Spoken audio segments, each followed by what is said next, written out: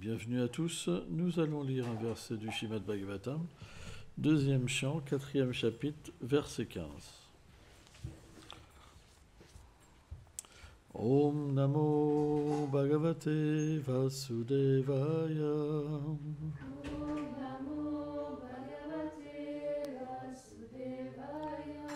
Om Namo Bhagavate Vasudevaya.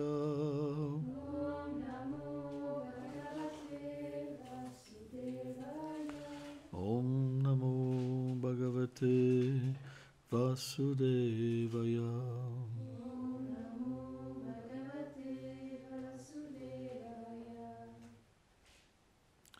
Yat Kirtanam Yat Smaranam Yat Ikshanam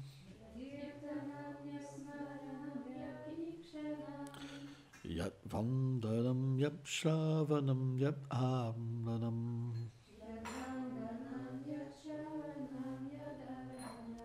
Lokasyam Sadhyam Vedum Nupti Karmacham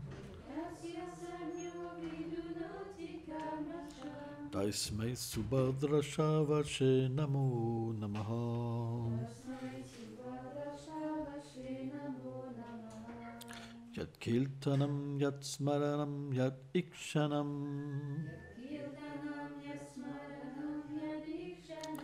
Yat Vandanam Yat Shravanam Yat Aranam Lokasyam Sadhyam Vedum Noti Laksham Gadmaksham Tasmet Subhadra Sharvashe Namo Namaha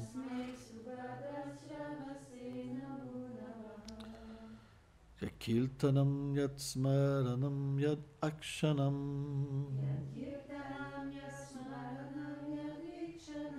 Yad Vandanam Yad Shravanam Yad Amranam Lokasyam Sadhyam Vedum Noti Karmasham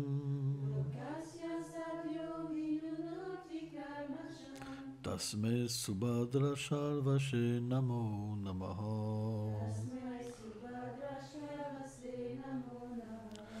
Traduction. J'offre mes hommages répétés au Seigneur, source de toutes les qualités de bon augure, dont la glorification, le souvenir, la forme de la déité, les sujets et l'adoration détruisent immédiatement les impuretés de l'homme. Commentaire. Srila Vishwanath Chakravarti Thakur explique que toutes les impuretés dans l'être qui bloquent l'atteinte du Seigneur peuvent être détruites par sa glorification et son souvenir. Les mots Yad Ikshanam indiquent le fait d'aller voir la forme de sa déité dans le temple. Krishna ne prive en rien ses dévots de son association. Par le fait de chanter son saint nom, Hare Krishna, Krishna Krishna, Hare Hare, Hare Rama, Rama Rama, Hare Hare, d'écouter ses gloires, de se souvenir de lui, d'aller voir la forme de la déité, de lui offrir un service, des prières, etc. Un dévot peut, par ses activités dévotionnelles, accomplies purement, entrer directement en contact avec lui. Le Seigneur a toutes les qualités de bon augure. Subhadra Sharvashe.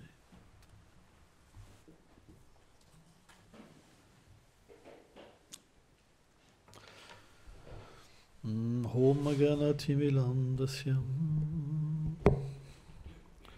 Gyanam Jalam Chalakayo Shakshur Miritam Jenam Taisme Shigulave Namaha Shri Chaitanyam Manovistam Stapitam Nena Bhuttare Swayam Rupa Kadamayam Dadati Swam Padantikam. Hare Krishna Karuna Sindhu Dinabandhu Jagatpate Gopesha Gopeka Kantam Radha Kanta Namostute Tapta Kanchana Gourangi Radhe Vrindavaneshvari Vrishabhanu Sute Devi Pranamami Hari Priye Jaya Shri Krishna Chaitanya Prabhu Nityananda Shri Advaita Gadadara Shivasadi Gola Bhakta Vrindam Hare Krishna Krishna Krishna Hare Hare Hare Rama Rama Rama Hare Hare Vrindai Tulasi Devai Priyaye Keshava Sacha Krishna Bhakti Plati Devi Satyavate Namo Namaha Vanchakalpa Tarubhyacha Kripa Sindhu Bhyahevacha Patitanam Pavanebhyo Vaishnavebhyo Namo Namaha Namam Vishnu Padaya Krishna Prestaya Bhutare Srimate Bhaktivedanta Swamin Niti Namine Namaste Sarasvati Deve Kaulavani Pracharine Nirveshesha Sunyavadi Prachatyadeshatarine. Il y a un principe éternel de l'amour entre le Seigneur et sa création. On dit souvent le Seigneur est amour. Et c'est vrai. Parce que les acharyas, les maîtres spirituels, expliquent que la forme du Seigneur est composée de 3 ingrédients. Sat, Chit, Ananda. Le Sat se réfère à l'éternité, car le Seigneur est éternel, il est la cause de toute chose. La connaissance, puisqu'il a connaissance de tout. De lui viennent toutes les philosophies, toutes les façons d'être, et aussi Ananda, la félicité. Par ces 3 principes, il manifeste 3 énergies qui vont être à la source de toute la création. Ça veut dire que de la même manière, l'âme, elle est aussi Satchit Ananda, fait d'éternité, de connaissance et de félicité. Mais la différence, Srila Bhaktivinoda Thakur explique ça, Jiva Goswami, différents acharyas, c'est que l'énergie de l'âme, elle est infime, alors que le Seigneur est infini. Le Seigneur contrôle toute chose, alors que l'âme, elle est contrôlée. Tout dépend du Seigneur, alors que l'âme dépend du Seigneur. Il y a à la fois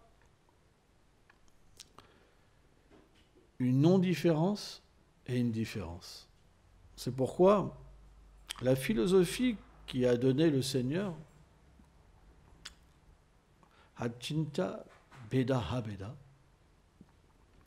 traite principalement de cette non-différence et cette différence qui existe entre le Seigneur et sa création.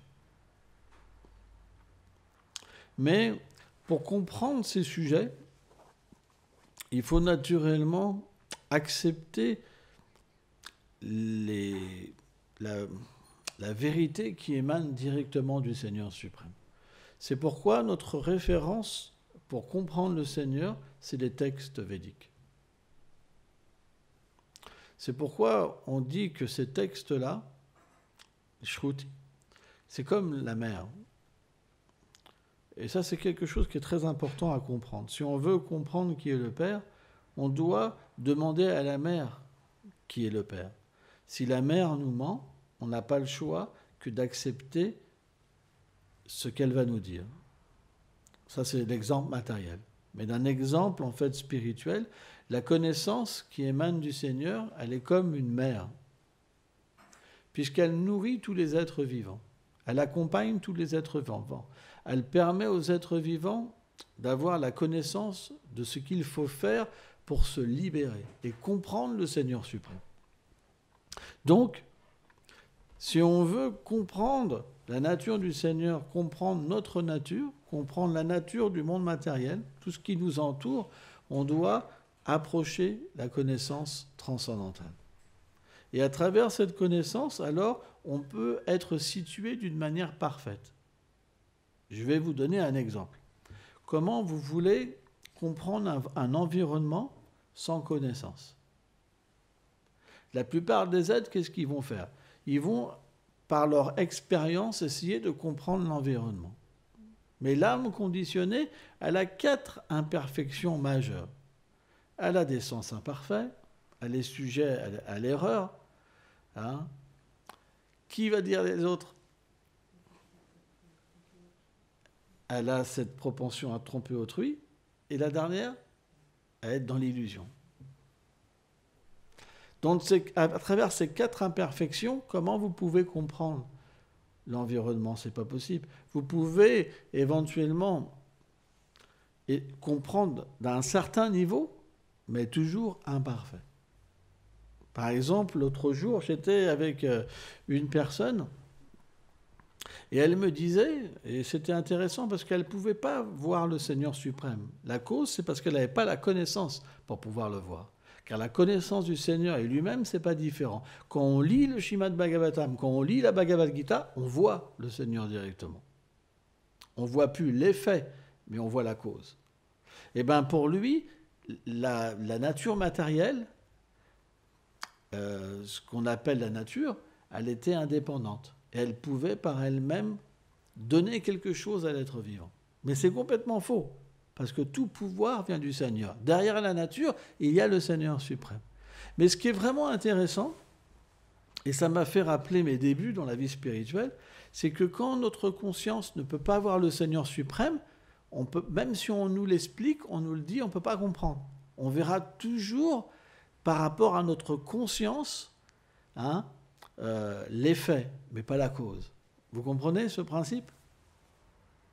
Or, il suffit qu'une personne, avec un peu d'humilité et une bonne attitude, approche le Seigneur à travers cette connaissance, qu'est le Srimad Bhagavatam, automatiquement, la nature s'efface pour faire voir qui est derrière toute chose.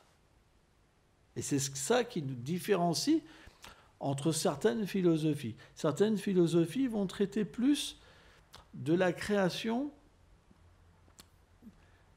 que du Seigneur lui-même. Ça veut dire on sait qu'il y a un Seigneur qui crée, mais on ne connaît pas grand-chose sur le Seigneur. On ne connaît pas son nom intime, on ne connaît pas ses attributs, ses qualités, on n'aime même pas imaginer qu'il a une forme éternelle. Que dire d'un royaume avec des associés et qu'il puisse avoir des sentiments? Vous comprenez? Donc automatiquement, la spiritualité, elle doit nous amener à comprendre la nature du Seigneur suprême. Et comment on la comprend? Par une pratique. Parce que ce Seigneur n'est pas différent du service de dévotion. Parce que le service de dévotion est éternel. L'âme est éternelle et Krishna est éternel. Quand on utilise le service de dévotion à travers une filiation spirituelle authentique, à travers des maîtres spirituels authentiques, quand on agit pour lui, à ce moment-là, le Seigneur se révèle. Et lorsqu'il se révèle, qu'est-ce qu'il révèle? Son nom. Pourquoi? Parce qu'il va nous être révélé, mais d'une manière sublime. Quand on rencontre le Seigneur, son nom apparaît à l'intérieur de nous-mêmes pour exprimer sa beauté, pour exprimer l'amour extatique qui vient au fond de nous-mêmes et surtout notre attachement et notre amour qu'on a pour lui. À partir de là, on peut expérimenter ses qualités à travers les sens spirituels, à travers la forme spirituelle. Et on peut alors être introduit dans ces divertissements. Mais tout ça, ça se fait dans ce monde matériel. Là, en ce moment, quand vous chantez, vous pouvez chanter de différentes façons. Alors, la musique, c'est beau. Mais vous pouvez aussi chanter avec de la concentration en comprenant que ce que vous dites, Hare Krishna, Hare Ram, c'est directement Radha Krishna. Vous pouvez directement avoir l'expérience que le nom va vous révéler la personne. Ou vous pouvez aussi chanter avec un bel air en vous absorbant dans une mélodie parce que ça vous fait plaisir, etc., etc., etc. Tout est une approche de conscience. Par exemple, vous pouvez être assis dans cet endroit qui est le temple sans comprendre ce que vous faites ici. Même en vous posant la question, est-ce que je reste, est-ce que je ne reste pas? Tout est une question de conscience. La demeure du Seigneur, dans le 11e siècle, Krishna dit, elle est transcendantale. Là où j'apparais sous ma forme de déité, ce n'est pas le monde matériel, c'est le monde spirituel. Mais pourquoi il n'y a pas l'expérience? Parce que l'attitude n'est pas présente en nous. Tant qu'il y aura juste 1 milligramme d'orgueil en pensant qu'on est indépendant du Seigneur suprême et qu'on peut faire notre vie, qu'on contrôle, qu'on est le corps, parce que l'illusion, en fait, tant qu'on veut contrôler et qu'il y a une trace d'orgueil en nous, il y a l'identification avec le corps. C'est pas pour rien qu'elle est là. L'identification avec le corps, ça veut dire que je ne suis pas relié avec ce Seigneur suprême. Donc automatiquement, par l'identification avec le corps, c'est très difficile de voir la demeure du Seigneur suprême. C'est très difficile de voir que les déités sont des personnes, que le Seigneur se manifeste sous la forme de la déité pour recevoir notre service et pour nous libérer. C'est très difficile. Mais, graduellement, si on y met un peu de conscience, on va commencer à changer. Par exemple, on a l'exemple de Matthieu. Matthieu, c'est intéressant. Hein? Matthieu, c'est quelqu'un qui a un passé difficile et il connaît des gens difficiles. Il est resté 15 jours avec nous, 3 semaines avec nous. Quand il est revenu, ils ne l'ont pas reconnu. Mais ça veut dire que ça marche. Pourquoi il a changé? C'est un miracle. C'est parce que quand vous vivez dans la demeure du Seigneur, c'est quelque chose qui se diffuse en vous et qui vous change. Ça s'imprègne. Ça vous traverse. Parce que c'est puissant. C'est très puissant. Et donc, quand ils l'ont vu, ils se sont dit, waouh, qu'est-ce qui lui arrive? C'est bizarre. Ils n'ont pas compris. Il avait vu 3 semaines avant et là, il revient. Ils ne comprennent pas. Ils sont sous le choc. Qu'est-ce qui s'est passé? On le connaît. Ce n'est pas un gars qui va se faire laver le cerveau. Mais qu'est-ce que c'est? Qu'est-ce que ça veut dire? Ça percute. C'est difficile à accepter. C'est difficile à comprendre. Il y a quelque chose qu'on ne peut pas comprendre sans la miséricorde du Seigneur. Mais ça veut dire quoi? Ça veut dire que tout le monde peut avoir cette grâce. Tout le monde peut devenir doux. Tout le monde peut développer de l'amour. À condition qu'on ne se batte pas contre l'amour. Parce qu'on peut se battre. On peut ne vouloir pas changer. En réalité, tant qu'on est dominé par l'envie de pouvoir, d'être reconnu, on se bat contre la miséricorde. Et c'est difficile d'être un dévot quand on se bat. Mais quand on ne se bat plus et qu'on se sent bien avec le Seigneur, dans sa demeure, avec les dévots, c'est tellement facile. C'est une vie tellement facile. On prend l'exemple d'une rivière avec un fort courant. Vous savez, les saumons, ils remontent le courant. Mais quand vous nagez à contre-courant, c'est dur. C'est dur. Être dans la maison du Seigneur, mais pas vouloir changer, pas vouloir être son serviteur, c'est difficile. C'est très difficile. Mais dès que vous acceptez cette logique à l'intérieur de vous-même, ça devient facile parce que c'est le courant qui vous emporte. Vous n'avez pas à lutter. C'est facile. C'est pourquoi tout est une question d'attitude. Alors on pourrait se dire, mais moi j'ai pas une bonne attitude. Dû à mes vies passées, j'arrive pas à être au temple, j'arrive pas à apprécier toujours les dévots, etc., etc., etc. Mais ne vous condamnez pas. Le Seigneur va vous aider. Le Seigneur vous amènera des éléments pour vous aider. Personne n'est rejeté, sauf ceux qui critiquent les purs dévots. C'est juste ça. C'est la seule chose que le Seigneur n'aime pas, c'est qu'on critique les Vaishnavas. Si vous critiquez les Vaishnavas, alors votre vie devient une misère. Mais dès que vous vous repentez, vous vous resituez, alors le Seigneur vous ouvre de nouveau les portes.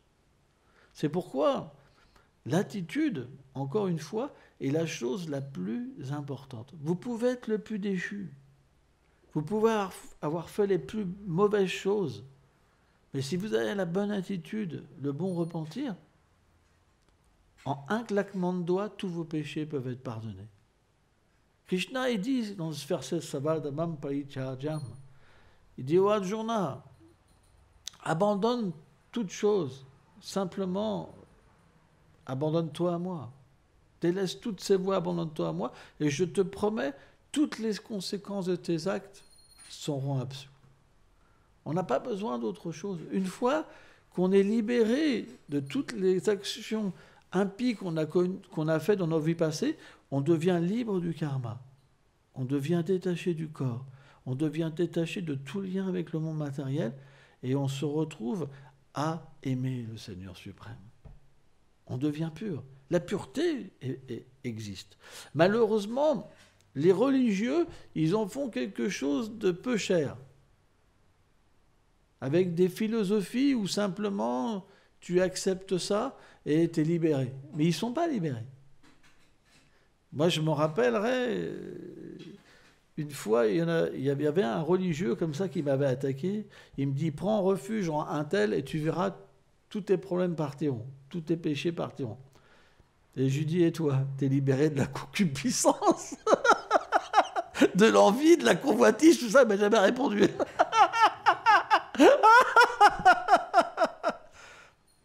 Parce qu'ils pensent être libérés. Mais en fait, dans leur cœur, il y a plein d'impuretés. Mais si on accepte véritablement le service de dévotion, alors graduellement, on devient libéré. Ce n'est pas l'effet d'une baguette magique. On prend l'exemple d'un médicament. Par exemple, vous attrapez une maladie, une bonne maladie, qui met 8 jours de traitement. Alors, je ne sais pas quel genre de maladie, mais vous en avez une, la grippe. La grippe. Il y a un traitement pour la grippe ? Ouais, ok. Vous avez la grippe carabinée, au lit. Et le médecin, il arrive. Bon alors, mon petit, qu'est-ce qui t'arrive ? Je suis malade. Je suis vraiment malade.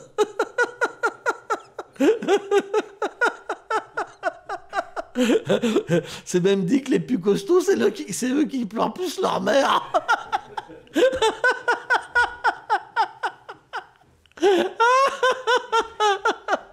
Il dit, oh, t'inquiète pas, je vais te faire un petit traitement et une petite liste. Et ça, et ça, et ça, et ça. T'as toute une liste comme ça. Et en fait, quand tu prends le traitement, c'est pas que ça te guérit à la seconde près. C'est un processus pour guérir la maladie. Et à un moment, tu deviens guéri.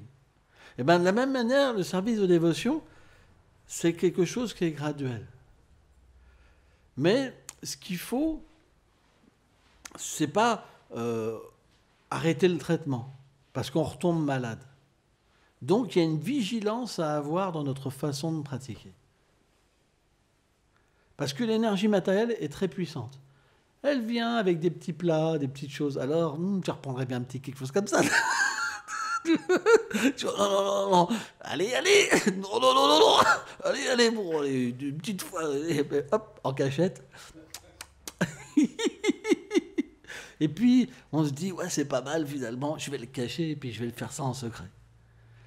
Et on voit que ce petit égarement, c'est comme si on arrêtait le soin. Et finalement, ça peut faire regrossir la maladie. Et à un moment, ça peut nous faire partir. C'est pour ça qu'il faut être vigilant. Il faut être vigilant. Et la vigilance, c'est l'étude. Quand on étudie, on reste connecté à ce qu'on doit, nos devoirs prescrits, ce qu'on doit accomplir pour se purifier. On doit continuer à chanter. On doit continuer à suivre les 4 principes régulateurs. C'est quelque chose qui est très important.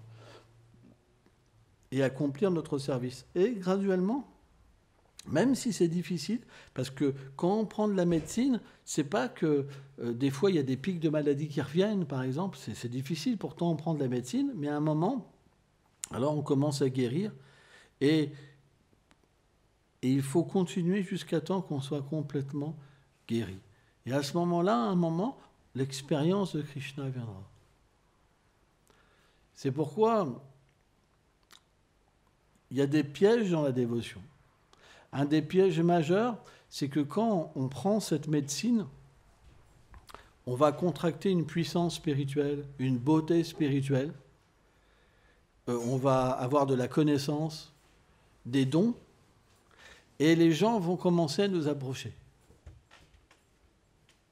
Et nous dire, oh, tu chantes tellement bien, par exemple, tu parles tellement bien, c'est tellement merveilleux, qu'est-ce que tu es devenu. Et là, on va se dire, ah ouais, c'est pas mal. Ah ouais, non, tu peux me le redire une petite fois, parce que j'ai mal entendu. Ah, t'es tellement merveilleux. Et puis, dans notre mental, au lieu de chanter avec Krishna, on va se dire, t'es tellement merveilleux, t'es tellement merveilleux, t'es tellement merveilleux, t'es tellement merveilleux. Puis après, on va se regarder. Bon, on n'a pas de cheveux pour l'instant, mais... c'est vrai que je suis pas mal, hein.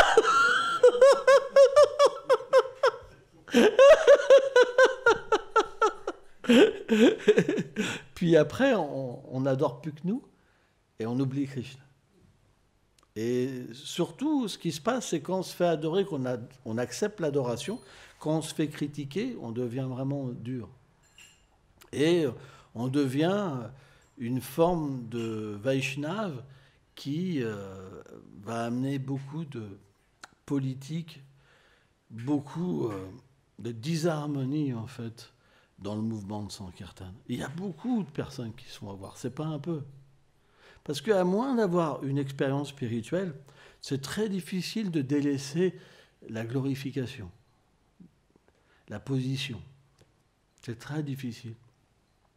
Parce que lorsque l'expérience de Krishna vient, alors cette expérience est tellement forte qu'elle nous prend ce désir de rester dans ce monde, ce désir d'avoir une position dans ce monde, ce désir même d'être aimé, tout ça. Hein. Même parce que, en fait, les gens cherchent à être aimés. Parce qu'à la base, on est aimé par le Seigneur, qui est sans limite. On a besoin de cet amour, on a besoin. Et pourtant, quand l'expérience de Krishna vient, et même une fois et qu'il s'en va, il prend en fait toutes ces choses avec lui. Et comme on en devient dépourvu, alors on ne peut pas faire autrement que de désirer de nouveau être avec lui. Donc Krishna, il a cette tendance à faire ça.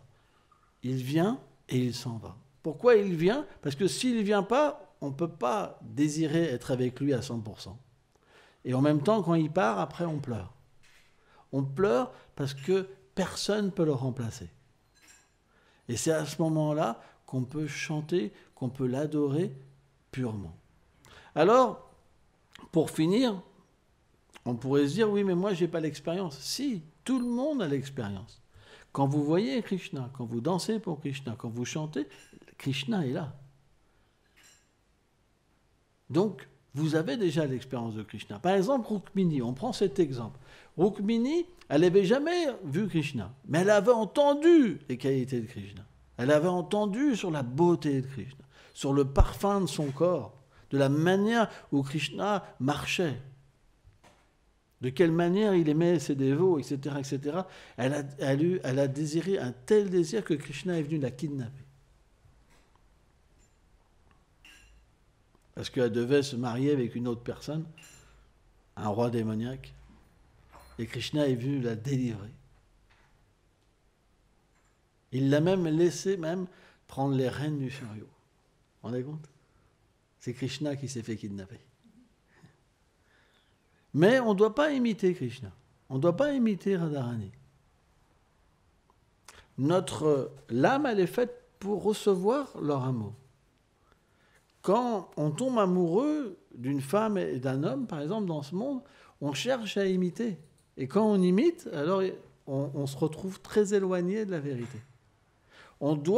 L'amour Vaishnava entre l'homme et la femme, c'est un moyen pour se libérer. C'est très important.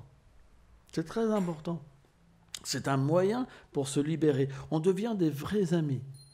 Ça veut dire qu'on va combler les manques qu'on a besoin et en même temps, on va s'aider à se libérer. C'est très, très important.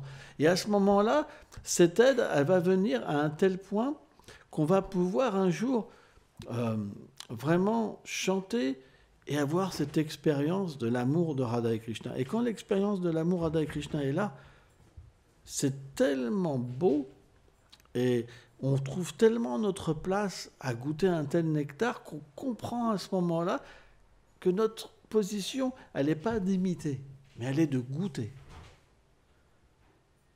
Parce que dans ce monde, si on regarde, les êtres humains sont tellement limités, ils ont tellement d'imperfections. C'est vrai.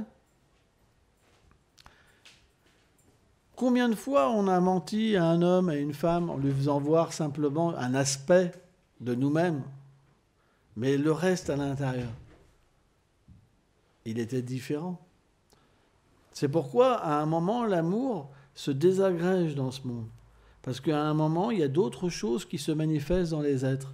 Et quand on rentre en contact avec cette limite et ces défauts, automatiquement, notre amour, il ne peut pas accroître et accroître et accroître et accroître. Mais par contre, quand on est témoin de l'amour de Radha et Krishna et qu'on comprend qu'on est situé simplement pour les aider à goûter l'amour, on goûte leur amour qui rentre en nous-mêmes et on devient complètement inondé de félicité. C'est pourquoi notre but, c'est véritablement trouver un moyen, un environnement favorable pour progresser. Et c'est pour ça qu'on est ensemble. On est ensemble pour progresser. On n'est pas ensemble pour se détruire. On est ensemble pour progresser. Et c'est ça c'est ça la beauté, en fait, d'une communauté. Une communauté, elle devrait exister simplement pour qu'on puisse s'aider à progresser. Et aider les gens aussi à progresser. Alors, c'est pas évident. Tant qu'on a de l'envie dans notre cœur, et c'est pas facile à enlever, tant qu'on a de l'envie, on fait des erreurs tout le temps, à juger les gens, etc. Mais on ne peut pas faire autrement. Si on n'est pas parfait, comment on ne peut pas. On est obligé de faire des erreurs. Donc c'est normal. C'est pourquoi on doit avoir cette bonne compréhension. Bien que cette communauté, elle est manifestée par le Seigneur pour nous ramener à lui, en même temps, parce qu'on a des défauts, elle ne peut pas d'une manière externe être parfaite, mais à l'intérieur, la substance est parfaite. C'est pour ça qu'on doit continuer à s'aider, même si parfois quelqu'un va vous critiquer, c'est pas grave, il faut continuer. Parce que ce qui compte, c'est l'éveil intérieur. C'est à travers les autres qu'on peut se purifier. Quand quelqu'un vous critique, il faut développer l'humilité. Est-ce que c'est pas vrai ? Il faut tolérer. Vous comprenez ? C'est très important. Et avoir le bon respect, parce que tout le monde participe à notre élévation spirituelle. C'est pourquoi notre vision d'une communauté, elle est différente. Par exemple, si vous êtes un baba cool, la communauté, elle est juste faite pour profiter, pour être bien ensemble, etc. Mais ça n'a pas duré. Ça n'a pas duré, pourquoi ? Parce qu'il n'y avait pas cette conception spirituelle. Sans ça, ça aurait duré dans le temps. Pourquoi ça s'est arrêté? C'est qu'à un moment, ça sonnait une utopie. Mais on voit, par exemple, ici, on est ensemble, la communauté, elle a été ouverte, par exemple, en 2004, celle-là. Ça fait 20 ans qu'on est ensemble. 20 ans. Et on n'a pas envie de s'en aller. Et on se sent de mieux en mieux. Donc c'est que ça marche. Mais pour celui qui arrive au début, c'est pas toujours facile. Vous comprenez?